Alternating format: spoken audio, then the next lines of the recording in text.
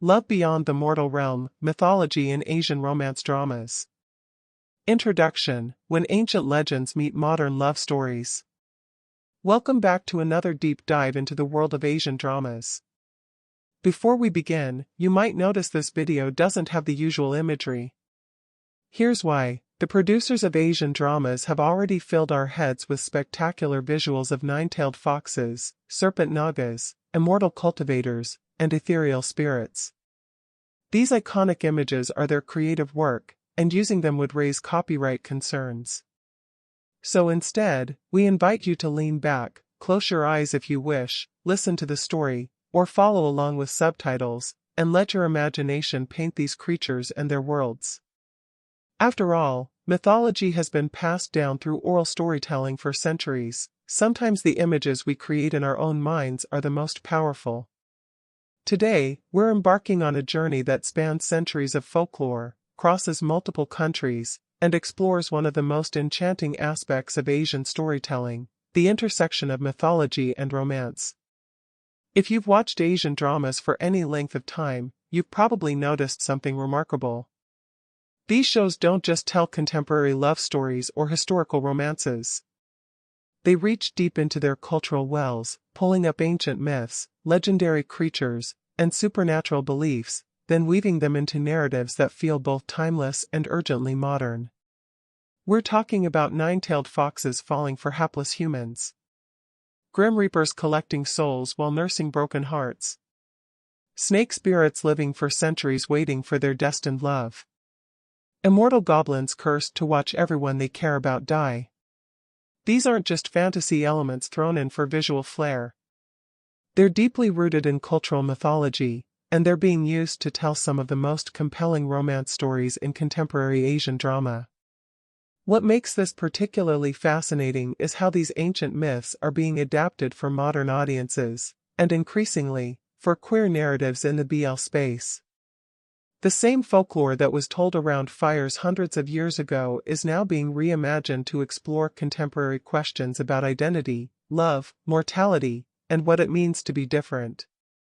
Today, we're going to explore the major mythological frameworks that appear across Asian dramas, looking at Korean, Thai, Chinese, and Japanese storytelling traditions. We'll examine specific supernatural creatures and concepts, see how they function in both mainstream and BL dramas, and understand what these ancient stories reveal about contemporary attitudes toward love and otherness. So settle in, because we're about to discover how the nine-tailed fox became one of Korea's favorite romantic leads, why Thai dramas can't get enough of Naga legends, what Chinese dramas do with immortal cultivation, and how Japanese folklore creates some of the most melancholic romance stories you'll ever watch. Part 1. Korean Mythology, Immortals, Foxes, and Faded Threads. The gumiho, Korea's most romantic monster. Let's start with Korea, because if there's one mythological creature that has absolutely dominated Korean romance dramas in recent years, it's the gumiho, the nine-tailed fox. In traditional Korean folklore, the gumiho is not exactly a romantic figure. These are fox spirits that live for 1,000 years, gaining the ability to transform into humans, usually beautiful women. The traditional tales paint them as dangerous, seductive creatures who lure men to their deaths, sometimes by eating their livers or hearts. They're tricksters, monsters, beings to be feared and avoided. But something remarkable has happened in contemporary Korean drama. The gumiho has been completely reimagined as a romantic lead, and the transformation is fascinating. The breakthrough moment was probably My Girlfriend is a Gumiho in 2010, starring Lee Sung-ji and Shin Min-ah. This drama took the traditional gumiho mythology and flipped it, giving us a female gumiho who's curious, innocent, and trying to become human, not to prey on people, but to experience genuine human connection and love. The drama was a massive hit, and it opened the floodgates. Since then, we've had Gu Family Book in 2013, which gave us a half gumiho, half-human hero navigating his dual nature. Then came Tale of the Nine-Tailed in 2020 and its sequel, which completely reconfigured gumiho mythology, creating an entire supernatural hierarchy with male gumiho as protectors rather than predators. And most recently, My Roommate is a Gumiho in 2021 gave us another take on the gumiho romance. What's brilliant about how Korean dramas use gumiho mythology is how the inherent elements of the legend become perfect metaphors for romance and identity struggles. Think about it, a gumiho lives for centuries, watching human lives flicker by like candle flames. They're immortal beings trying to understand mortality. They can transform their appearance, but there's always the question of their true nature. They're powerful but vulnerable, magical but lonely.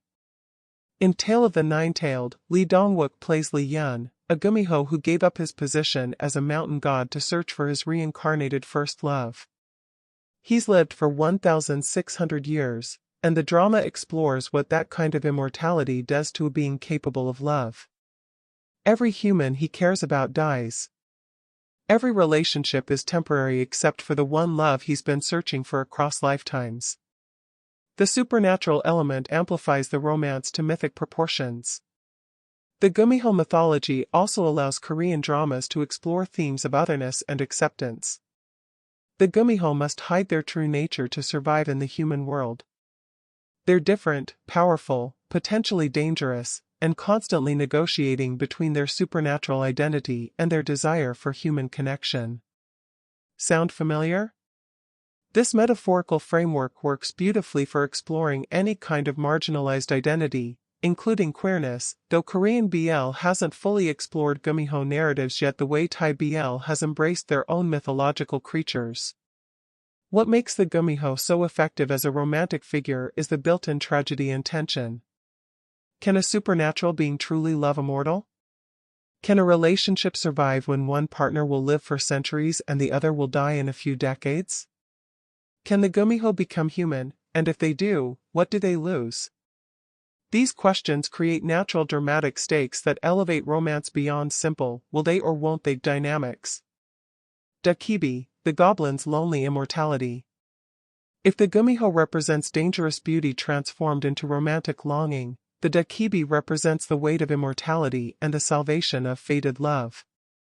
Dokkaebi are goblin-like creatures from Korean folklore, typically depicted as mischievous spirits that possess supernatural powers.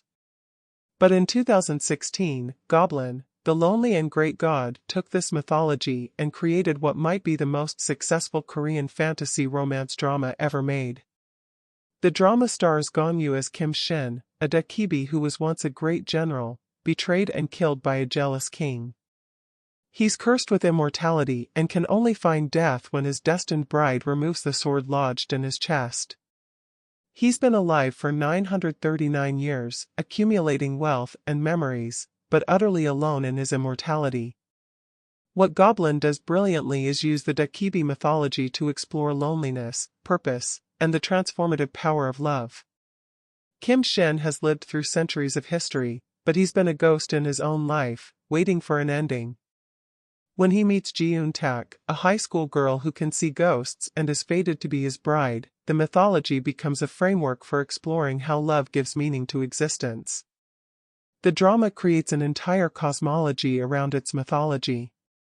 We have the dokkaebi, yes, but also a grim reaper who turns out to be the reincarnation of the king who betrayed Kim Shin, now cursed to guide souls to the afterlife with no memory of his past life.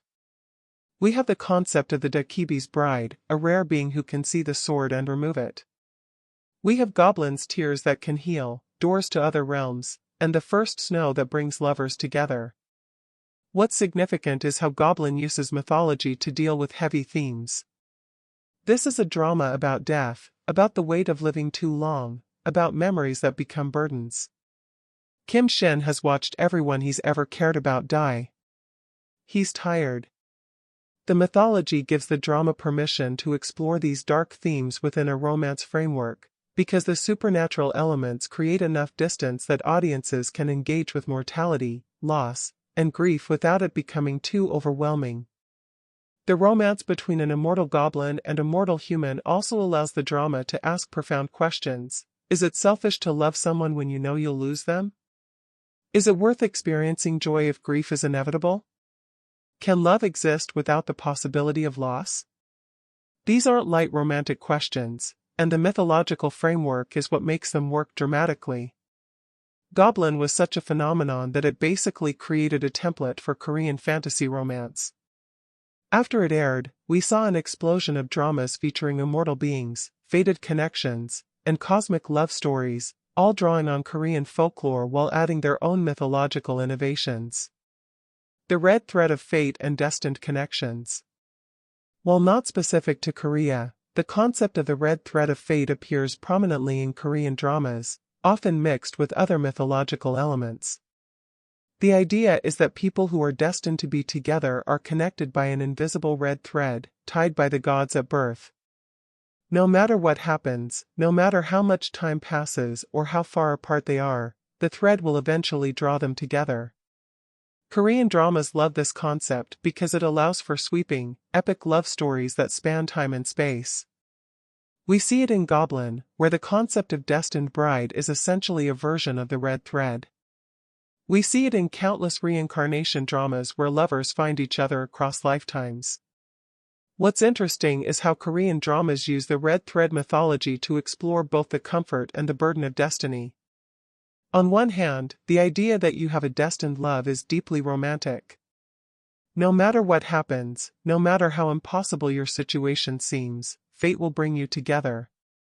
On the other hand, what does it mean for free will? If your love is destined, do your choices matter?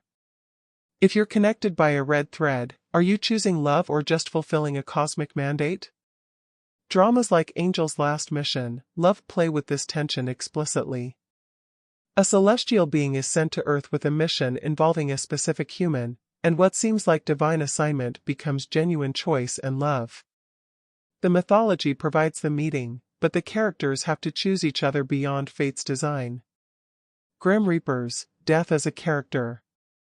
Korean dramas have also done something fascinating with the figure of death itself, creating an entire mythology around Grim Reapers that's now a staple of Korean fantasy romance. In Goblin, Dong-wook plays a Grim Reaper who has no memory of his human life, tasked with guiding souls to the afterlife. In Tomorrow, we get an entire team of Grim Reapers working to prevent suicides. In Black, Grim Reapers are humans who committed grave sins and are now serving sentences by collecting souls. In Along with the Gods films, we see an elaborate afterlife bureaucracy with Reapers serving as guides and judges. What all these interpretations share is the humanization of death. These aren't skeletal figures with scythes. They're former humans, often tragic figures with their own pain and regrets, now serving as intermediaries between life and death. And crucially, they can fall in love. The Grim Reaper mythology in Korean dramas allows for exploration of themes around death, grief, and the value of life. When death itself can experience love and loss, when Reapers themselves can struggle with the weight of their duties, it creates space for dramas to deal with mortality in ways that feel both fantastical and emotionally real. In Goblin, the romance between the Grim Reaper and Sunny is one of the drama's emotional cores, and it's eventually revealed to be a reincarnation of a tragic past life relationship. The mythology allows the drama to explore how love can transcend death itself, how souls can find each other across the veil, and how even those who serve death can be saved by love. Part 2: Thai Mythology, Nagas, Spirits, and Karmic Connections. The Naga, Sacred Serpents and Forbidden Love. If Korea has claimed the gumiho as its signature mythological creature, Thailand's equivalent might be the Naga. These are serpent beings from Buddhist and Hindu mythology, deeply woven into Thai cultural consciousness. You see Naga imagery everywhere in Thailand, guarding temple entrances, in murals, in architecture. They're protectors, sacred beings associated with water and fertility. In Thai mythology, Nagas can transform into humans, and stories of Nagas falling in love with humans have existed for centuries. What's remarkable is how this mythology has been adapted into contemporary Thai drama, particularly in the BL space. The most prominent example is The Sign, 2023, a BL drama that combines action, romance, and Naga mythology in a way that became a massive international hit. The drama tells a story of two police officers in contemporary Bangkok who begin experiencing visions and dreams of a past life where one was a Naga prince and the other was his fated human lover. The mythology isn't just decoration, it's fundamental to the plot, driving the romance and the action sequences. What the sign does brilliantly is use Naga mythology to explore several key themes. First, there's the concept of fated love across lifetimes. In Thai belief systems influenced by Buddhism, reincarnation is a given, and the idea that souls can be connected across multiple lives is deeply embedded in the culture. The Naga mythology provides a framework for exploring how love can transcend individual lifetimes, how connections made in one life echo into the next. Second, there's the theme of forbidden love. In the past life storyline, a Naga prince falling for a human is transgressive, they're from different worlds, different species, and there are cosmic rules being broken. This metaphor works beautifully for queer romance, allowing the drama to explore themes of forbidden love and societal restrictions through a mythological lens that feels both culturally specific and universally resonant. Third, Naga mythology allows for spectacular visual storytelling. The transformation sequences, the supernatural powers, the connection to water and nature, all of this creates opportunities for cinematic moments that elevate the romance to epic proportions. Beyond the sign, Naga mythology appears throughout Thai drama. Neki, 2016, and its sequel Neki 2, 2018, are mainstream het dramas that tell stories of Naga women falling in love with humans, dealing with curses that span centuries. These dramas are major productions, featuring stunning cinematography and large budgets, showing how seriously Thai media takes these mythological stories.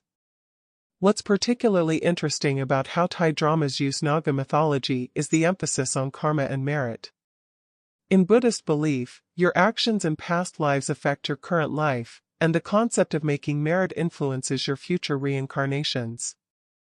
Naga dramas often explore how actions in past lives create consequences in current lives, how debts must be repaid, and how love itself might be a form of karmic connection. Phi, the spirit world in Thai storytelling. Thai culture has an incredibly rich tradition of spirit beliefs, collectively referred to as Phi. These aren't ghosts in the Western sense, they're a diverse category of spirits that inhabit the world alongside humans. Some are protective house spirits, some are nature spirits, some are the spirits of the dead who haven't moved on, and some are more malevolent entities. Thai dramas, including BL, incorporate Phi mythology in fascinating ways. The series He's Coming to Me, 2019, is a BL drama that centers on a ghost who's been stuck in a cemetery for 20 years and the living boy who can see him. The mythology here allows the drama to explore isolation, connection, and what it means to be seen when you've been invisible for so long. What makes Thai ghost stories different from Western ghost stories is the Buddhist framework. Ghosts in Thai belief are being stuck in a liminal state, unable to move on to their next rebirth, usually because of unfinished business, violent death, or strong attachments. The goal isn't usually to banish them but to help them resolve their issues so they can continue their spiritual journey. This creates a very different emotional tone in Thai supernatural romance. The ghost or spirit isn't necessarily scary or evil, they're suffering beings who need help, understanding, and often love to move forward. This framework allows for deeply empathetic storytelling where the living and dead can form genuine emotional connections. Spirit houses and sacred spaces. Another element of Thai mythology that appears in dramas is the concept of spirit houses and sacred spaces. In Thailand, spirit houses are miniature house structures placed outside buildings to provide shelter for spirits displaced by construction. This belief in spirits inhabiting physical spaces creates interesting storytelling opportunities. Thai dramas often feature characters making offerings at spirit houses, seeking help from spirits, or dealing with consequences of disrespecting sacred spaces. This isn't treated as superstition, it's integrated into the fabric of the story world as simply how reality works. What this does dramatically is create a world where the supernatural and mundane coexist seamlessly. Characters in Thai dramas move between everyday life and spiritual encounters without dramatic transitions. You might go from a coffee shop scene to a character consulting a spirit medium to a romantic moment, all treated as equally normal parts of life. This integration of mythology into everyday contemporary settings is something Thai drama does particularly well, and it's increasingly appearing in BL dramas as the genre matures and experiments with different narrative frameworks. Part 3: Chinese Mythology, Cultivation, Immortality, and Celestial Romance. Xianxia, the world of immortal cultivation. Chinese drama has given us an entire genre built on mythology, xianxia, which roughly translates to immortal heroes. These dramas are set in fantasy worlds based on Taoist mythology and Chinese cosmology, featuring characters who cultivate their spiritual energy to gain supernatural powers and potentially achieve immortality. Xianxia dramas create elaborate mythological frameworks with multiple realms: the mortal realm, the celestial realm, the demon realm, each with their own rules, hierarchies, and politics. Immortals live for thousands of years, demons can cultivate to become immortals, and humans can transcend their mortality through dedicated cultivation practice. What makes Xianxia particularly rich for romance is the scale. These are love stories that span centuries, multiple lifetimes, and different realms of existence. Eternal Love, also known as 10 Miles of Peach Blossoms, 2017, is perhaps the most iconic example, telling the story of a powerful celestial being and a mortal woman whose love story spans 300 years and 3 lifetimes. The mythology in Xianxia creates inherent dramatic stakes for romance. If one lover is immortal and the other mortal, how do they overcome the lifespan gap? If celestial beings are forbidden from loving mortals, what are the consequences of breaking that rule? If lovers are separated across different realms, how do they find each other again? Ashes of Love, 2018, is another massive hit that uses Xianxia mythology to tell an epic romance. The story involves flower and plant spirits, the politics of heaven, forbidden love between a high-ranking celestial and a lower-ranking immortal, and a tragic love triangle spanning thousands of years. The mythological framework allows the drama to explore betrayal, sacrifice, and the transformative power of love on a cosmic scale. Cultivation and spiritual growth as romance metaphor. What's fascinating about Xianxia is how the concept of cultivation itself becomes a metaphor for personal growth within romantic relationships. Cultivation in these dramas isn't just about gaining power, it's about spiritual refinement, overcoming inner demons, and achieving enlightenment. In The Untamed, 2019, which became a global phenomenon, the story follows 2 cultivation partners whose relationship deepens as they grow in spiritual power and understanding. The cultivation framework provides a way to show character development and the deepening of emotional bonds simultaneously.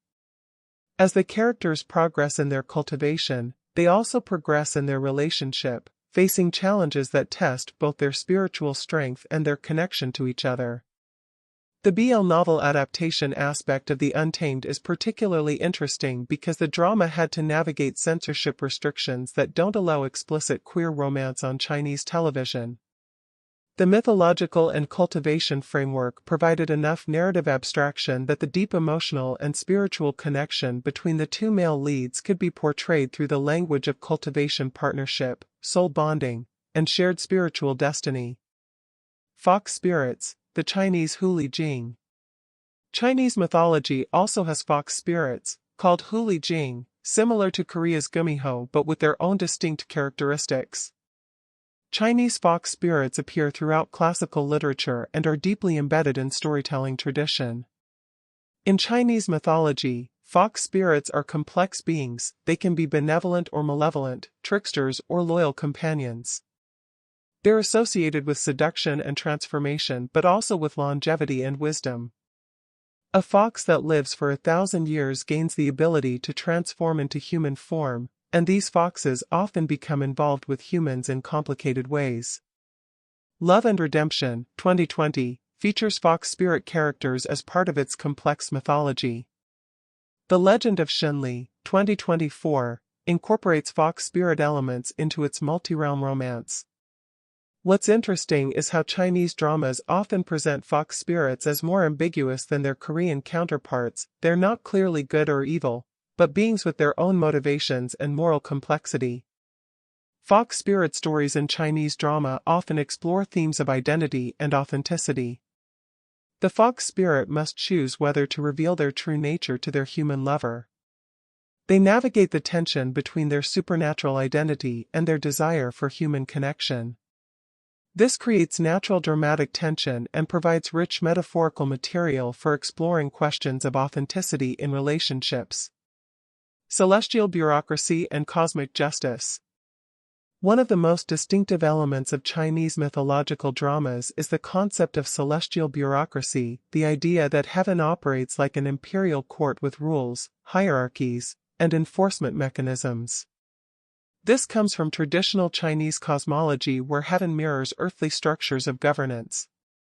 In dramas like Eternal Love and Ashes of Love, celestial law dictates who can love whom, what the consequences are for breaking rules, and how justice is administered across realms. Characters can be tried, punished, stripped of their powers, or cast out of heaven for violations. This creates dramatic stakes and obstacles for romance. The mythology of celestial bureaucracy allows Chinese dramas to explore themes of duty versus desire, the power of institutions versus individual choice, and the question of whether love can exist within or must rebel against established order. When lovers are separated by celestial decree, when their love is literally illegal according to cosmic law, the romance becomes an act of defiance against the structure of the universe itself. Reincarnation and multiple lifetimes. Central to Chinese mythological dramas is the concept of reincarnation. Unlike Western storytelling where characters typically live one life, Chinese dramas freely move between multiple lifetimes, showing how souls encounter each other across different incarnations. Love Between Fairy and Devil, 2022, plays with this extensively, showing characters who've been connected across multiple lifetimes, sometimes as lovers, sometimes as enemies, sometimes without recognizing each other. The mythology suggests that certain souls are bound together and will keep encountering each other until their karmic debt is resolved. This reincarnation framework does several things dramatically. It allows for sprawling narratives that span centuries. It suggests that true love transcends individual lifetimes. It creates opportunities for dramatic irony when characters don't remember their shared past but are drawn to each other anyway. And it provides a framework for exploring how relationships evolve, how past actions create present consequences, and how souls can be transformed through love across multiple existences. Part 4: Japanese Mythology, Yokai, Spirits, and Melancholic Romance. Yokai, Japan's supernatural beings. Japanese mythology features yokai, a broad category of supernatural beings that includes demons, spirits, shapeshifters, and various mysterious entities. Unlike Western monsters that are typically threatening, yokai exist on a spectrum from benevolent to malevolent, mischievous to tragic, and they've been integrated into Japanese storytelling for centuries. What's distinctive about how Japanese dramas use yokai mythology is the tone. There's often a melancholic, bittersweet quality to these stories that feels uniquely Japanese. The supernatural isn't necessarily spectacular or epic. It's often quiet, sad, and deeply human despite featuring inhuman beings. Natsume's Book of Friends started as a manga and has been adapted into multiple anime series and live-action films. It tells the story of a boy who can see yokai, inheriting a book of yokai names from his grandmother. The mythology creates a framework for exploring loneliness, the search for belonging, and the formation of connections across the human yokai divide. What makes Japanese supernatural storytelling distinct is the emphasis on coexistence and understanding rather than conquest or conflict. Many Japanese supernatural stories are about humans and yokai learning to live alongside each other, about bridging differences, about finding common ground despite fundamental otherness. Kitsune, the Japanese fox spirit. Japan also has fox spirits, called kitsune, but they function quite differently than Korean gumiho or Chinese huli jing. In Japanese mythology, Kitsune are primarily associated with the god Inari and can be messengers or servants of the gods. They grow additional tails as they age and gain wisdom, with 9 tails indicating a Kyubi no Kitsune of maximum power and age. Japanese kitsune can be benevolent protectors or mischievous tricksters, but they're not typically portrayed as inherently evil or dangerous to humans. Instead, there's a rich tradition of stories about kitsune forming genuine relationships with humans, sometimes taking human form to live among them, sometimes revealing their true nature and testing whether love can survive that revelation. In Japanese drama, kitsune mythology often appears in more subtle ways than in Korean or Chinese drama. There might be a character who's revealed to have kitsune heritage, or a storyline involving fox spirit possession, or references to kitsune worship at Inari shrines. The romance between humans and kitsune in Japanese storytelling tends to emphasize the bittersweetness of the connection. The fox spirit knows they'll outlive their human lover, or knows they'll eventually have to return to their spiritual realm, or struggles with being unable to fully participate in human life despite their love for a human. Ghosts and Yurei, the weight of lingering. Japanese ghost stories, featuring Yurei, spirits of the dead, are some of the most influential supernatural narratives in global culture. Think of The Ring or Ju-on, The Grudge. These J-horror films introduced Japanese ghost mythology to worldwide audiences. But in Japanese romance dramas, Yurei function very differently than they do in horror. Japanese ghost romance stories often focus on unfinished business, lingering regrets, and the weight of emotions so strong they bind a spirit to the mortal world even after death. These aren't scary ghosts jumping out to frighten people. They're tragic figures, often women who died with intense unfulfilled emotions, love unexpressed, promises unkept, justice unserved. The mythology suggests that intense emotion itself can bind someone to the mortal world, preventing them from moving on to the afterlife. In romance contexts, this creates deeply melancholic stories about love that endures beyond death, about the living and dead trying to connect across the veil, about the painful process of letting go. There's an aesthetic in Japanese ghost romance and appreciation for the beauty and sadness, the profound emotion and transient moments, the recognition that loss and love are inseparable. Shinto beliefs and kami. Underlying much of Japanese supernatural storytelling is Shinto, Japan's indigenous spirituality, which posits that kami, spirits or gods, inhabit all things: mountains, rivers, trees, rocks, even human-made objects. This creates a worldview where the sacred and mundane are intimately connected, where spirits are everywhere, and where respectful coexistence with the supernatural is simply part of life. Japanese dramas often feature characters visiting shrines, making offerings, or seeking blessings from kami. This isn't treated as fantasy but as ordinary religious practice.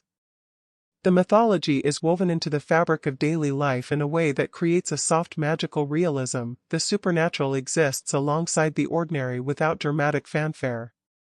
In romance dramas, this might manifest as lovers meeting at a shrine said to bless relationships, a character praying to kami for help with their love life, or supernatural intervention attributed to the favor of local spirits.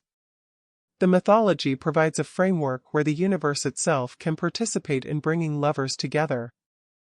The Red Thread of Fate, Japanese version. Japan also has the Red Thread of Fate mythology, though it manifests somewhat differently than in Chinese or Korean contexts. In Japanese belief, the red thread is tied around the pinky fingers of those destined to meet and be important to each other, not necessarily as romantic partners, though that's common, but as significant people in each other's lives. Japanese dramas use this mythology to explore questions of destiny and choice in relationships. The thread might bring people together, but what they do with that connection is up to them. There's often an emphasis on cherishing connections, on the preciousness of the people we're meant to meet, and on the work required to maintain relationships even when they're destined. The tone tends to be more understated than in Korean or Chinese dramas. Japanese storytelling often favors subtlety and suggestion over grand dramatic gestures, so the red thread mythology appears more as a quiet background assumption than as a spectacular plot device. Part 5. Shared themes across Asian mythological romance. Immortality and the price of forever. One of the most consistent themes across all Asian mythological romances is the exploration of immortality and its costs. Whether it's a Korean gumiho, a Chinese celestial immortal, a Thai naga prince, or a Japanese kitsune, these beings share a common burden: they live far longer than humans, watching everyone they care about age and die. This creates inherent tragedy in supernatural human romance. The immortal being falls in love with a mortal, knowing from the beginning that their time together is limited, that watching their lover age and die is inevitable. The mythology allows dramas to explore profound questions about the nature of love, time, and loss. Is it better to have loved and lost, or to protect yourself from future pain by avoiding connection altogether? Can love be meaningful if it's not eternal? What does it do to a being to watch everyone they've ever loved die? These questions appear across Korean, Chinese, Thai, and Japanese dramas, suggesting they're fundamental to the human experience of love and mortality, expressed through the metaphor of immortality. Some dramas solve this problem through the mortal character becoming immortal. Goblin offers this possibility, as do many Chinese xianxia dramas where humans can cultivate to immortality. Others embrace the tragedy: the immortal being accepts that they'll grieve but chooses love anyway. Still others use reincarnation: the mortal dies but their soul returns in a new body, allowing the love story to continue across lifetimes. What's fascinating is how different cultures emphasize different solutions. Chinese dramas, with their emphasis on cultivation, often allow mortals to transcend mortality through spiritual practice. Korean dramas sometimes allow immortal beings to become mortal, choosing a limited human lifespan for the sake of love. Thai dramas lean into Buddhist reincarnation, suggesting that souls will find each other again. Japanese dramas often embrace the bittersweetness, finding beauty in the transience itself. Transformation and hidden identity. Another universal theme is transformation and the question of true identity. Across all these mythologies, supernatural beings can transform their appearance, usually taking human form to move among humans undetected. This creates natural dramatic tension around secrets, revelation, and acceptance. The supernatural being must decide whether to reveal their true nature to their human lover. Will they be accepted or rejected? Can love survive the revelation that your partner is fundamentally not what you thought they were? What does it mean to be loved? Does your human lover love you, or do they love the human form you've been presenting? This metaphor works powerfully for exploring any kind of hidden identity, including queerness. The supernatural being hiding their true nature, fearing rejection, carefully managing when and how to reveal themselves. These narrative beats will be instantly familiar to anyone who's experienced coming out. Thai BL drama The Sign makes this metaphor explicit: the Naga prince in a past life couldn't fully be himself in the human world, and this mirrors the contemporary characters navigating their queer identities in modern Thai society.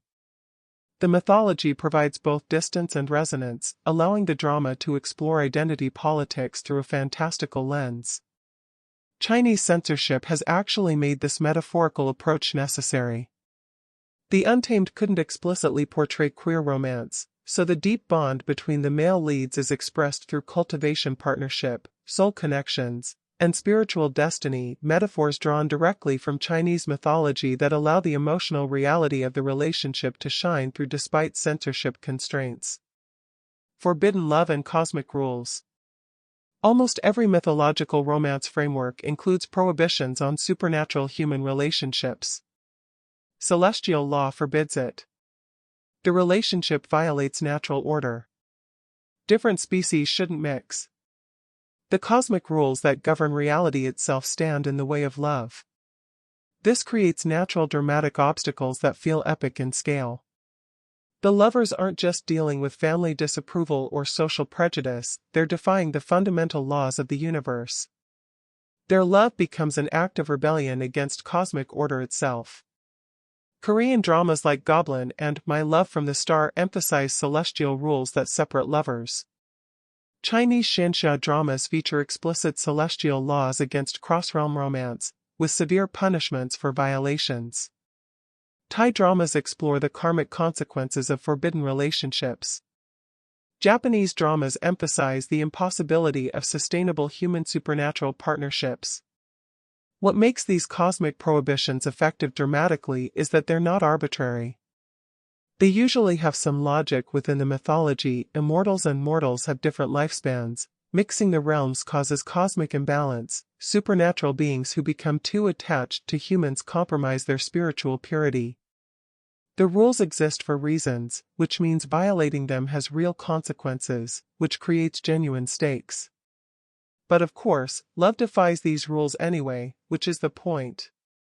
The mythology allows the drama to explore how love challenges established order, how individual connection can be more important than cosmic law, and how sometimes the rules themselves need to be broken or transformed. Reincarnation and karmic destiny. Reincarnation appears across Asian mythological romances, though it functions slightly differently in each cultural context. In Chinese and Thai dramas, heavily influenced by Buddhist cosmology, reincarnation is simply how existence works. Souls die and are reborn endlessly until they achieve enlightenment or break free of the cycle. This creates fascinating storytelling possibilities. Lovers can be separated by death but find each other in the next life. A relationship that ended tragically can be healed when the souls meet again. Karma from past lives affects current life circumstances. Debts must be repaid across lifetimes. The sign uses this extensively. The past life story of the Naga prince and his human lover echoes into their present incarnations, with the karmic consequences of past choices affecting current circumstances. The mythology suggests that their souls are bound together across lifetimes, that they're destined to keep meeting until their story reaches resolution. Korean dramas also embrace reincarnation but often add the concept of fated connection, the red thread that binds souls together. In Goblin, the concept of a destined bride combines reincarnation with fate. The dokkaebi has been waiting for centuries for his bride to be born, and when she finally appears, she carries memories and characteristics from her past life. Chinese xianxia dramas take reincarnation to spectacular levels, sometimes showing 3, 4, or even more past lives, with souls encountering each other in different relationships across each incarnation, sometimes as lovers, sometimes as enemies, sometimes as strangers who pass without recognition. Eternal Love spans 3 lifetimes, showing how the same two souls navigate different power dynamics and circumstances in each incarnation. The mythology of reincarnation allows dramas to explore how relationships evolve, how souls learn and grow through multiple experiences, and how love itself might be a force that transcends individual incarnations. It suggests that our connections to others aren't limited to single lifetimes but are part of a larger cosmic pattern. The cost of supernatural power. Another recurring theme is that supernatural power comes with costs. Immortals in Korean dramas are often lonely, burdened by memories, or cursed in some way. Celestial beings in Chinese dramas must follow strict rules that limit their freedom. Thai nagas must hide their true nature or face persecution. Japanese yokai exist in a liminal space, never fully belonging to either the human or spirit world. The mythology consistently presents supernatural power not as purely desirable but as something that comes with significant trade-offs. This creates characters who are powerful but sympathetic, who have abilities humans might envy but also burdens humans don't have to bear. In romance narratives, this often manifests as the supernatural character finding salvation or completion through love with a human. The human represents freedom from the constraints of supernatural existence, a connection to mortality and immediacy that the immortal being has lost or never had. Love becomes humanizing, grounding, the thing that makes existence bearable despite supernatural burdens. Part 6. How BL drama uses mythology differently. Queering traditional narratives. One of the most fascinating developments in Asian drama is how BL, boys love, dramas are taking traditionally heterosexual mythological narratives and queering them. These ancient myths about cross-species romance, forbidden love, and cosmic destiny are being reimagined with queer relationships at their center. Thai BL has been particularly bold about this. The sign takes Naga mythology, traditionally featuring female Nagas falling for male humans, and centers it on a queer relationship. The past life story shows two men falling in love across the human-Naga divide, and the contemporary story continues their romance across reincarnations. What's powerful about this is how the mythological framework provides both cultural legitimacy and metaphorical resonance. These aren't new stories but adaptations of ancient narratives deeply embedded in Thai culture. By queering these myths, BL dramas are claiming space for queer narratives within traditional cultural frameworks, suggesting that queer love stories aren't foreign imports but can be told through indigenous mythology. The metaphors built into these myths work particularly well for queer narratives.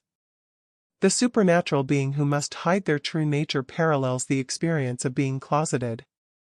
The forbidden love that defies cosmic law parallels the experience of queer love in societies that don't fully accept it.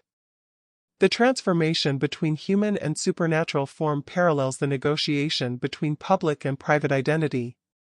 Chinese BL, censorship and metaphor. Chinese BL presents an interesting case study because explicit queer romance is censored on Chinese television and streaming platforms. This has forced creative teams to work within mythological frameworks that allow them to portray deep same-sex relationships without explicitly coding them as romantic. The Untamed is the masterclass in this approach. The source novel is explicitly a BL romance, but the adaptation had to work within censorship constraints. The solution was to lean heavily into Xianxia mythology, cultivation partnerships, soul bonds, spiritual destiny, and profound connections that transcend ordinary human relationships. The mythology provides a framework where two men can be bound together by supernatural forces, can sacrifice everything for each other, can have a relationship that's clearly the emotional center of the narrative, without ever explicitly labeling it as romantic. The cultivation partnership becomes a way to portray a life partnership. The soul bond becomes a way to show deep connection. The concept of knowing someone across multiple lifetimes becomes a way to portray destined love. What's fascinating is how Chinese audiences are completely fluent in reading these metaphors. Everyone understands what's being portrayed, even if it can't be stated explicitly. The mythology provides a shared language for queer storytelling that works within censorship constraints.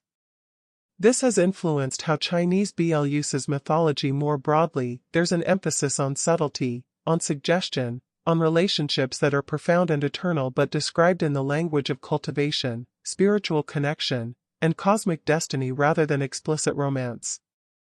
Korean BL, still finding its mythological voice. Korean BL is a newer industry and hasn't yet fully embraced mythological frameworks the way Thai BL has. Most Korean BLs remain grounded in contemporary settings, school dramas, workplace romances, everyday relationship stories. However, there are signs this is changing. Korean BL is starting to experiment with genre elements, including supernatural and fantasy themes. As the industry matures and gains confidence, we're likely to see more Korean BLs drawing on the rich mythological frameworks that Korean mainstream drama has already extensively explored. The gumiho mythology that works so well in het romances like Tale of the Nine-Tailed could translate beautifully to BL. The dokkaebi framework from Goblin could create epic queer romance narratives. The Grim Reaper mythology could explore queer relationships with mortality and memory. When Korean BL does fully embrace mythology, it will likely bring the same production values and narrative sophistication that Korean mainstream fantasy romance has perfected. The infrastructure is already there. Korean drama knows how to do mythology-based romance spectacularly well. It's just a matter of time before those frameworks are more fully applied to queer narratives. Japanese BL, subtle and melancholic. Japanese BL, often called yaoi or boys' love in Japan, has a long history but in live-action drama form tends toward more grounded, realistic storytelling. When Japanese BL does incorporate supernatural elements, it tends toward the subtle and melancholic rather than the spectacular. Japanese BL is more likely to feature a character who can see ghosts, or a subtle magical realism element, or a quiet supernatural premise, rather than the elaborate multi-realm fantasies of Chinese xianxia or the action-heavy mythology of Thai BL. This reflects broader Japanese aesthetic preferences, the appreciation for subtlety, the focus on emotional interiority, the tendency toward bittersweetness rather than epic scale. When Japanese BL uses mythology, it's likely to be in service of intimate character studies rather than sprawling fantasy plots. Part 7. Specific dramas worth watching. Korean mythological romance, essential viewing. Let's talk about specific dramas you should watch if you want to explore Korean mythological romance. Goblin, The Lonely and Great God, 2016, is absolutely essential viewing. This is the drama that set the template for modern Korean fantasy romance, combining dokkaebi mythology, Grim Reaper lore, and the concept of destined connection into an emotionally devastating and visually spectacular package. The chemistry between Dong-wook and Kim Go-eun is legendary, and the drama's exploration of loneliness, mortality, and the transformative power of love is profound. Yes, there's a significant age gap storyline that might not work for everyone, but the mythology and the emotional scope make this a landmark drama. Tale of the Nine-Tailed, 2020, gives you gumiho mythology with gorgeous production values and Lee Dong-wook at his most charming. The drama creates an entire mythology around different types of gumiho, their relationships with humans, and the price of immortality. The follow-up Tale of the Nine-Tailed 1938 continues the mythology in a different time period. My Roommate is a Gumiho, 2021, offers a lighter, more romantic comedy take on gumiho mythology. It's less heavy than Tale of the Nine-Tailed but still explores interesting questions about identity, transformation, and what it means to become human. Hotel del Luna, 2019, isn't strictly based on traditional mythology but creates its own fascinating supernatural framework, with a hotel that caters to ghosts and an owner cursed to run it for centuries. The mythology about how ghosts transition to the afterlife, the concept of cursed immortality, and the cosmic rules governing the supernatural world create a rich framework for romance. Doom at Your Service, 2021, features a character who's literally the personification of doom and destruction falling in love with a human. The mythology here is more metaphysical, exploring fate, free will, and whether humans can change their destiny. Thai mythological romance, what to watch. For Thai drama, both mainstream and BL. The Sign, 2023, is essential viewing if you want to see how Thai BL uses Naga mythology. This drama was a massive hit internationally, combining police action procedural with past life romance involving a Naga prince. The production values are spectacular for Thai BL, the mythology is taken seriously and integrated into the plot rather than being decorative, and the romance is sweeping and epic. Naki, 2016, is a mainstream hit drama that's one of Thailand's biggest hits, featuring a female Naga and her complicated relationship with a human across lifetimes. The cinematography is stunning, and the mythology is treated with reverence and cultural specificity. He's Coming to Me, 2019, is a BL drama featuring a ghost and the living boy who can see him. It's more intimate and character-focused than The Sign, exploring isolation, connection, and what it means to be truly seen by another person. For Thai drama, you'll want to also explore horror romance hybrids that incorporate spirit, mythology, though these are often more available in Thai language with English subtitles and can be harder to access internationally. Chinese mythological romance, where to start? Chinese xianxia and fantasy drama can be overwhelming because there's so much content and the episodes counts are often 40 to 60 episodes. Here's where to start. Eternal Love / 10 Miles of Peach Blossoms, 2017, is the drama that really brought xianxia to mainstream international audiences. Starring Yang Mi and Mark Chow, it tells a romance spanning 3 lifetimes, multiple realms, and 300 years. The mythology is elaborate but explained clearly, and the emotional payoff is enormous. The Untamed, 2019, is essential for understanding how Chinese mythology can be used to portray queer relationships within censorship constraints.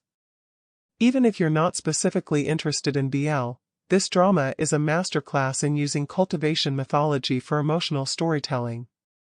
The relationship between Wei Wuxian and Lan Wangji is the emotional heart of the drama, portrayed through the language of cultivation, partnership, and soul connection. Ashes of Love, 2018, features flower spirits, celestial politics, and a tragic love triangle that plays out over thousands of years. The mythology here is incredibly rich, with different types of immortals, complex rules governing the celestial realm, and elaborate consequences for breaking cosmic law. Love Between Fairy and Devil, 2022, is a more recent hit that plays with Xianxia conventions, featuring a romance between a fairy, celestial, and a devil, demon realm, whose lives become magically intertwined. It's lighter in tone than some of the tragic epics but still uses mythology to explore destiny, identity, and transformative love. The Legend of Shenli, 2024, is one of the most recent major Xianxia releases, featuring elaborate mythology about different immortal species, reincarnation, and cross-realm romance. Japanese mythological romance, essential picks. Japanese mythological romance tends to be less accessible internationally and often appears in anime or manga form rather than live-action drama. Here are some starting points. Natsum's Book of Friends, while primarily anime, there have been live-action adaptations and films. This is essential for understanding how Japanese yokai mythology works in storytelling, focusing on coexistence, understanding, and the melancholic beauty of connection across the human-yokai divide. For live-action Japanese drama with supernatural romance elements, you're more likely to find contemporary stories with light supernatural elements rather than elaborate mythology-based fantasy. Japanese drama tends toward the understated, so the mythology appears more subtly. Kimi wa Petto / My Pet isn't mythological but represents the kind of magical realism that Japanese romance does well, slightly surreal premises treated with grounded emotional realism. For Japanese supernatural romance, you might have better luck exploring films rather than dramas. Japanese cinema has produced beautiful supernatural romance films that draw on yokai and ghost mythology, though they're often bittersweet and melancholic rather than traditionally happy endings. Part 8. Why mythology works so well for romance. Creating stakes and obstacles. One of the primary reasons mythology works so brilliantly for romance narratives is that it creates built-in obstacles and stakes that feel epic rather than contrived. In a contemporary romance, you need to create reasons why characters can't be together, maybe family disapproval, or career conflicts, or miscommunication. These can work but sometimes feel forced or frustrating. When you introduce mythology, the obstacles become cosmic. Celestial law forbids the relationship. The supernatural character will outlive their human lover by centuries. Different realms of existence separate them. They're fated to be enemies across lifetimes. These obstacles feel weightier because they're not about human pettiness or misunderstandings, they're fundamental to how the universe works. This creates space for the romance to become genuinely epic. These aren't just two people who like each other but face some obstacles. These are lovers whose relationship challenges the fundamental order of reality, whose love requires them to defy cosmic law, whose connection transcends the boundaries of mortality itself. The mythology allows romance to be literally mythic, the kind of love that becomes legend, that changes the rules of the universe, that's worth sacrificing everything for. Metaphor for otherness and acceptance. Mythology provides powerful metaphors for exploring otherness, difference, and acceptance within romance. The supernatural being is fundamentally different from humans, different lifespan, different powers, different nature. They must navigate hiding their true identity or risking rejection when they reveal it.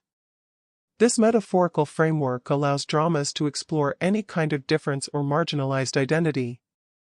The supernatural being's experience of hiding, of not fitting in, of fearing rejection for their true nature, resonates with anyone who's experienced being other. For queer narratives specifically, this metaphor is incredibly powerful. The supernatural being who can transform between forms, who must carefully manage when and how they reveal their true nature, who risks everything by being honest about who they are. These narrative beats directly parallel queer experience. Thai BL drama The Sign makes this explicit. The Naga mythology provides a framework for exploring queer identity, forbidden love, and the courage required to be authentic even when society doesn't accept you. But the metaphor works for other forms of otherness too. Class differences, cultural differences, any kind of identity that makes someone feel like they don't belong or must hide aspects of themselves. Mythology provides a framework for exploring these experiences through fantastical elements that create emotional distance while maintaining resonant truth. Exploring mortality and time. Mythology allows dramas to explore questions about mortality, time, and the meaning of life in ways that contemporary realism can't. When you have an immortal character falling for a mortal, you can explore profound philosophical questions. What does it mean to live forever? How do we find meaning in existence? Is love more precious because it's temporary or less meaningful because it can't last? The immortal supernatural being has usually lived for centuries, accumulating memories and losses. They've watched everyone they've cared about die. They've seen civilizations rise and fall. They've experienced the terrible weight of endless time. When such a being falls in love with a mortal human, the romance becomes a meditation on mortality itself. The limited time makes every moment precious. The inevitable loss makes the love more valuable, not less. The supernatural being chooses to experience grief for the sake of love, knowing exactly what they're signing up for. This allows dramas to explore how love gives meaning to existence, how the temporary nature of life makes it worth living, how connection matters more than duration. These are profound themes that work because of the mythological framework. The contrast between immortality and mortality makes the questions sharp and the emotional stakes clear. Visualizing emotional reality. Mythology allows dramas to visualize emotional reality through supernatural elements. When characters are literally connected by a red thread, when their souls recognize each other across lifetimes, when their emotions manifest as supernatural powers, the mythology makes internal experiences visible and dramatic. In Ashes of Love, there's a meteorite of emotion that prevents the main character from experiencing romantic love. This literal supernatural barrier to feeling makes visible the kind of emotional walls people build to protect themselves from hurt. When the meteorite is eventually removed, the rush of feeling that results is both supernatural spectacle and emotional truth, the experience of finally allowing yourself to feel after protecting yourself for too long. In The Sign, when characters touch and experience visions of their past lives, this makes visible the sense of recognition and connection that people sometimes feel when meeting someone significant. The supernatural element externalizes the internal experience of feeling like you've known someone before, like you're meant to know them. This is what mythology does beautifully in romance. It takes emotional realities that are internal and subjective and makes them visible, dramatic, and shared. The supernatural elements aren't just fantasy decoration, they're metaphors that make emotional truth visible. Creating satisfying resolution. Mythology also provides frameworks for satisfying resolution of romantic conflicts. In contemporary realistic drama, relationship problems are solved through communication, compromise, and personal growth, all important but sometimes feeling small-scale compared to the emotional investment. When mythology is involved, resolutions can be cosmic in scale. A character might sacrifice their immortality for love. Lovers might rewrite celestial law. A curse that's lasted for centuries might finally be broken. The cosmic forces that kept lovers apart might be overcome or transformed. These mythological resolutions feel proportionate to the emotional investment. If we've watched lovers struggle across multiple lifetimes, across different realms of existence, against cosmic law itself, then the resolution needs to be equally epic. Mythology provides frameworks for endings that feel earned and satisfying because they operate on the same scale as the obstacles. Part 9, Cultural Specificity and Global Appeal. How mythology makes drama more Korean, Thai, Chinese, or Japanese. One of the fascinating paradoxes of mythological drama is that by being more culturally specific, it often becomes more globally appealing. When Korean dramas lean into gumiho mythology, when Thai dramas center naga legends, when Chinese dramas embrace xianxia cultivation, when Japanese dramas work with yokai, they become distinctly Korean, Thai, Chinese, or Japanese in ways that generic contemporary romance isn't. This cultural specificity is part of the appeal for international audiences. We're not watching stories that could be set anywhere.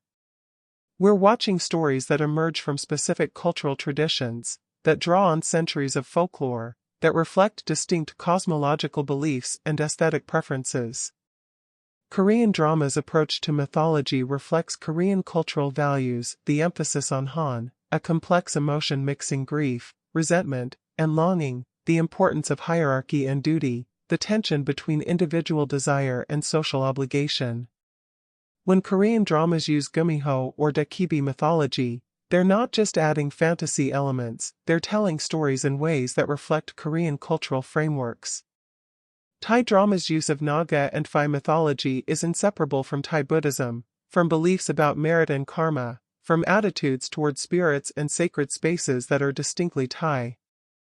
The way Thai dramas integrate supernatural and mundane, treating spirit interaction as normal parts of life, reflects Thai cultural reality. Chinese xianxia dramas draw on Taoist cosmology, Buddhist concepts, and Confucian ethics in ways that are deeply Chinese. The emphasis on cultivation and self-improvement, the complex hierarchies of the celestial realm, the importance of honor and duty, these reflect Chinese cultural values expressed through mythology. Japanese supernatural romance reflects Japanese aesthetic preferences, the emphasis on mono no aware, the pathos of things, the appreciation for subtlety and suggestion, the tendency toward melancholic beauty rather than triumphant endings. Global audiences engaging with cultural specificity. What's remarkable is how global audiences have embraced this cultural specificity. International fans of Asian drama actively enjoy learning about different mythological frameworks, understanding new cultural concepts, and engaging with storytelling that doesn't follow Western conventions. The international success of dramas like Goblin, The Untamed, and The Sign demonstrates that audiences are hungry for stories that offer something different from Western narrative frameworks. The mythology isn't a barrier to entry, it's part of the appeal. This represents a significant shift in global media consumption. 20 years ago, there might have been assumptions that international audiences would only engage with Asian content if it was universal enough, which often meant westernized enough. Now, international audiences actively seek out cultural specificity, wanting to experience narratives that emerge from different cultural traditions. Fan communities form around understanding the mythology. International viewers research gumiho legends, learn about Buddhist cosmology, discuss the differences between Korean and Chinese folk spirits. The cultural specificity creates opportunities for learning and cultural exchange. Mythology as soft power. This brings up an interesting dimension: mythological drama functions as cultural soft power. When international audiences fall in love with Korean gumiho dramas, they're learning about Korean culture and mythology. When Chinese xianxia becomes a global phenomenon, it introduces international audiences to Chinese cosmological concepts. When Thai BL uses Naga mythology, it shares Thai cultural traditions with the world. This is soft power, not forcing culture on others but making it appeal enough that people choose to engage with it. And mythology is particularly effective for this because it represents deep cultural traditions rather than just contemporary trends.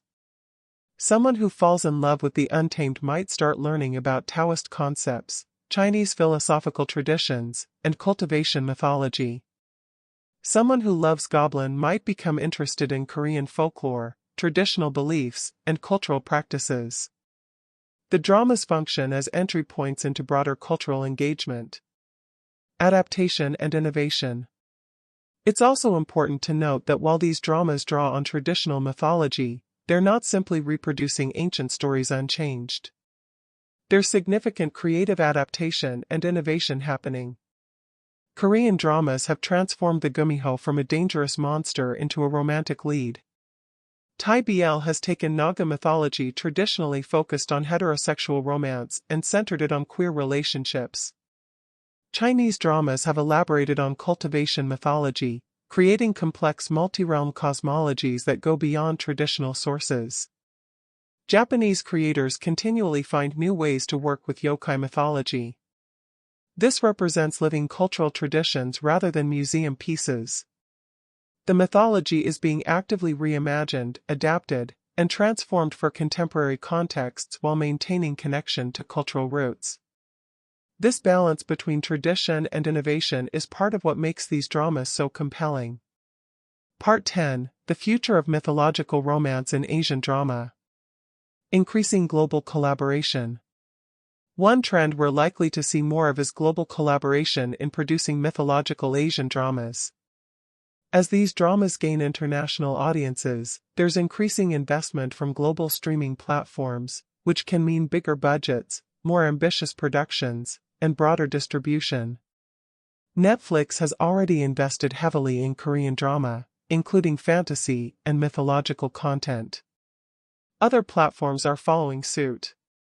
This global interest and investment allows for more expensive productions, better special effects, larger scope, higher production values.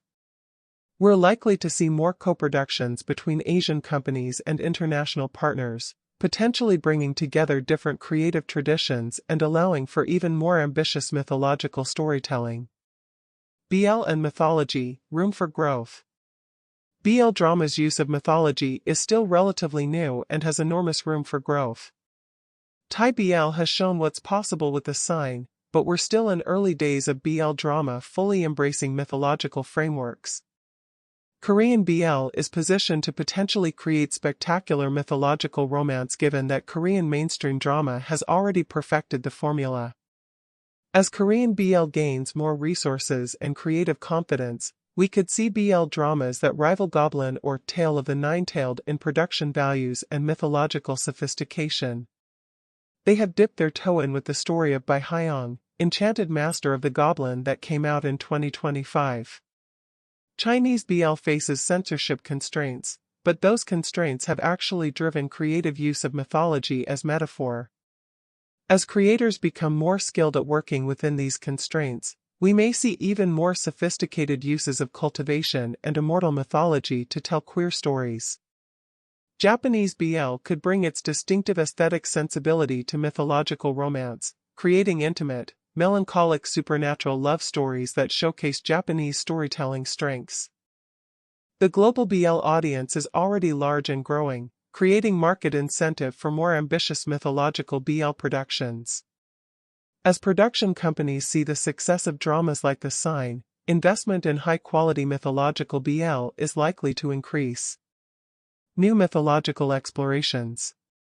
We're also likely to see exploration of mythological frameworks that haven't been as prominent in drama yet.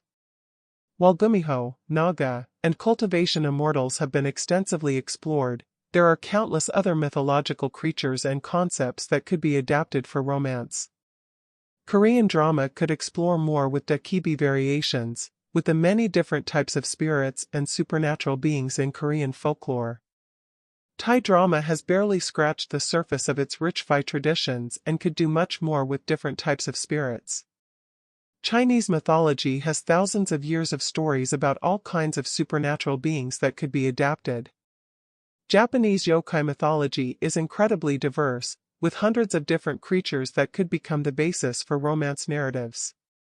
We might also see more crossover and blending of mythological traditions, especially in dramas that involve characters from different countries or that deliberately play with multicultural themes. Deepening sophistication. As creators and audiences become more familiar with mythological romance frameworks, there's room for increasing sophistication in how these stories are told. Early mythological dramas often had to carefully explain the mythology, introducing audiences to new concepts. As these concepts become more familiar, dramas can start with more complex mythological premises and tell more layered stories.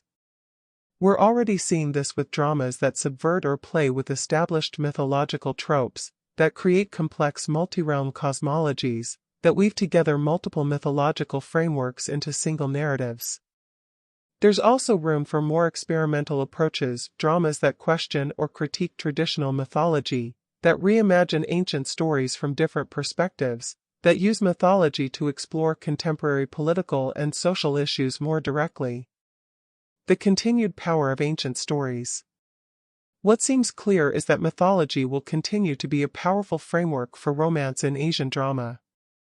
These ancient stories provide frameworks for exploring timeless questions about love, identity, mortality, and meaning.